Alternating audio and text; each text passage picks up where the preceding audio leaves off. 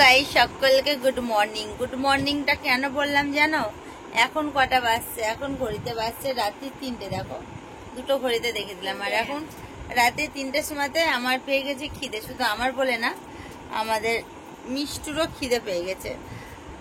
তো আমরা এখন কি খাচ্ছি জানো? আমি আগে 3টে লাড্ডু খেলাম খিদে পেয়েছিল বলে। দেখো র চা, দুধ চা করতে গেছিল, দুধটা কেটে গেছে। আর এখানে দেখো বিস্কুট নিয়ে নিয়েছি। তো দেখো মিষ্টু আর আমি খাচ্ছি, আর ওদিকে ক্রিস আছে। তো খিদে পেয়ে গেছে, কি বলবো বলো, রাত্রে এখনো ঘুমাইনি।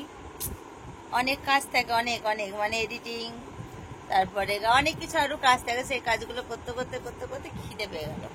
তার জন্য ভাবলাম যে চলো একটু খেয়ে নিই।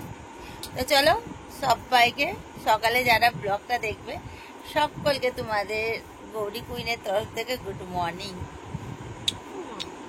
আর বড় ব্লগ যেমন আসে সেরকম বেলাতেই আসবে। আমি এখন বড় ব্লগটা পোস্ট করি ওই 11টার দিক করে, 11টা 12টার দিক করে, ঠিক আছে?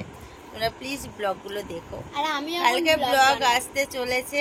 এ দেখো হেয়ার কালার করেছি, বুঝতে পারছো তো?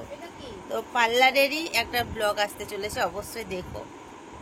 By, love you friend, love you all, টাটা, গুড মর্নিং আবার।